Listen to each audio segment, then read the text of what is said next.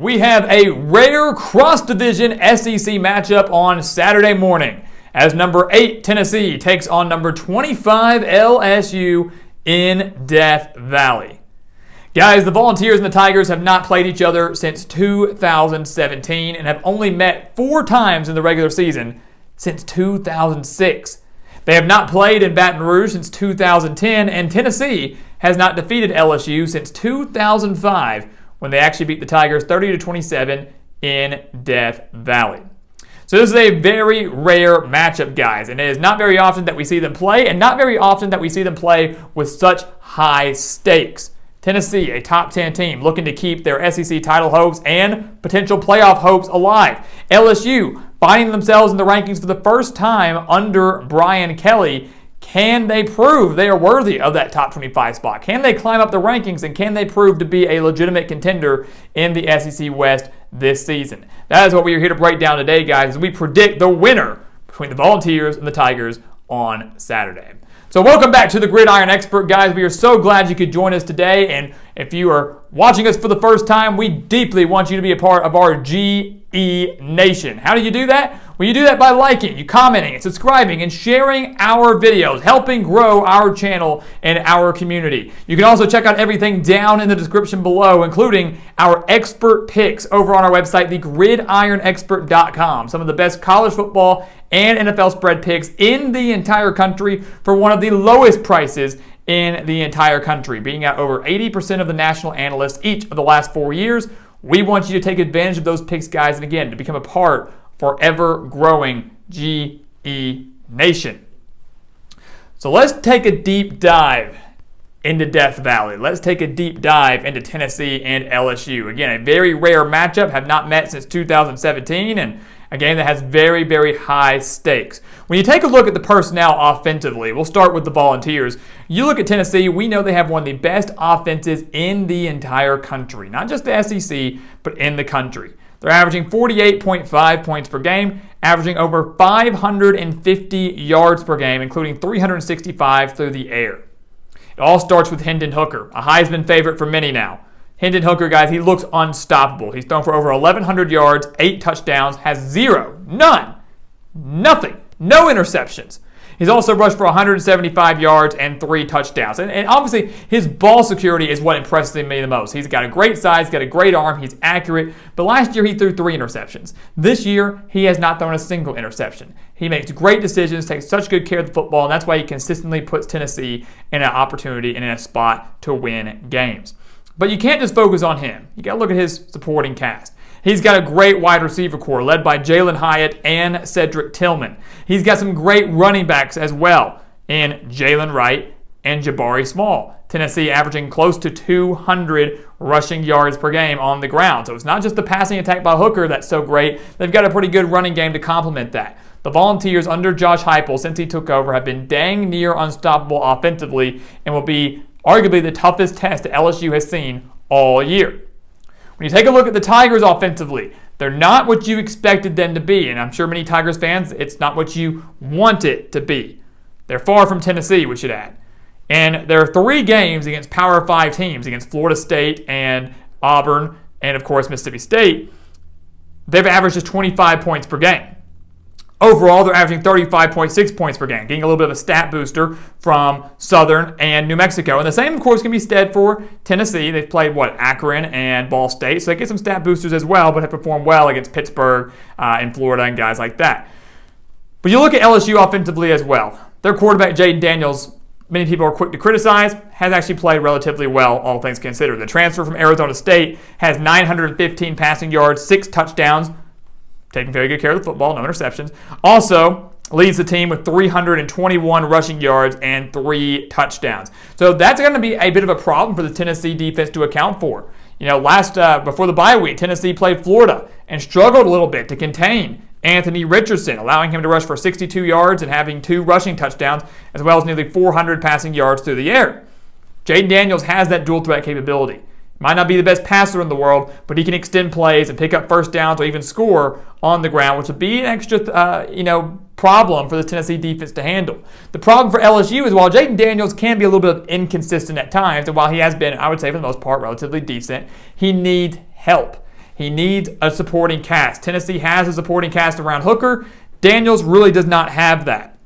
I mean, again, who does he have? Kayshon Boutte has kind of been a non-factor this year offensively. We thought he was going to be one of the top wide receivers in the SEC. He hasn't done that. He hasn't been that guy. Very odd relationship there between Daniels and Boutte. Yes, LSU does have 4 players that have rushed for over 100 yards, and that's going to be a benefit on the ground game, but they've got to find consistency through the air. They've got to find their big-time playmakers through the air. LSU, lucky enough to win the game last week against Auburn, despite throwing for just 85 yards. That won't fly against Tennessee.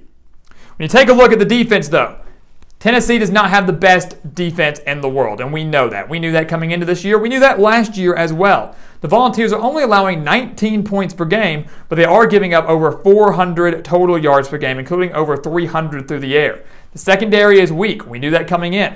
We knew the secondary is going to be the weak point. They were torched against Anthony Richardson. They could be torched again by Jaden Daniels if he can find some playmakers out on the perimeter. That's what he's got to have.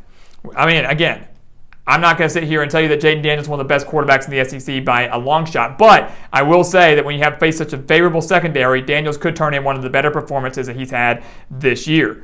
The Volunteers have given up 269 yards to Ball State through the air, 274 to Pittsburgh through the air, 241 to Akron, and 453 yards to Anthony Richardson at Florida. Tennessee wants to win this game. They want to win it comfortably. They have to stop the LSU passing game, make it a non-factor, keep Jaden Daniels in the pocket, and force the Tigers to run. Force the Tigers to run. They can do it. They've got the talent to do it, but make that LSU offense one-dimensional and especially take Daniels out of that rushing equation.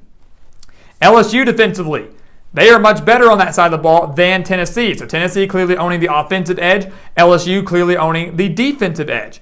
The Tigers are only allowing 293.8 total yards per game and have allowed just 14.8 points per game on the year. The most points they've allowed all year was 24 in that season opening loss to Florida State. Listen to these numbers. 184 passing yards per game allowed this year. Only 184. Only 109 rushing yards per game allowed this year. The secondary clearly will be tested against a Heisman hopeful Hinden Hooker, but a couple weeks ago, LSU hosted Mississippi State in the air raid offense, a team that has one of the best passing attacks in the country. LSU won that game by 15 points and held Will Rogers and Mississippi State to 214 passing yards on the day. The secondary has gotten better every single week. They can shut down the air raid in Mississippi State. They can shut down Hinden Hooker. So the key for Tennessee defensively was to shut down the passing game, obviously. Shut down the passing game. Don't get exploited through the air. The same clearly goes for LSU. Force Tennessee to run. Force Tennessee to run and keep Hinden Hooker in the pocket. The keys are the same. The winner of this game is going to be the one that gets the most push up front in the line of scrimmage and the team that can be able to run the ball more effectively, whether that's with their quarterback, although we're saying they got to be contained, or with their running back core. LSU, 4 players that have well over 100 yards, and then Tennessee, you've got Jabari Small and Jalen Wright. Which one's going to come through for their team? You take a look at the final analysis, guys. I really think this is going to be a very fun matchup in Death Valley, and it is a shame for me personally that this game is not at night. You know, an 11 o'clock game in Death Valley, a top 25 matchup. I get it if it was a poor opponent, but a top 25 showdown in Death Valley is at 11 a.m. Just doesn't feel right. It feels un-college football-like, but you have to deal with it. You have to go with it. Here's the thing. I think it's going to be close.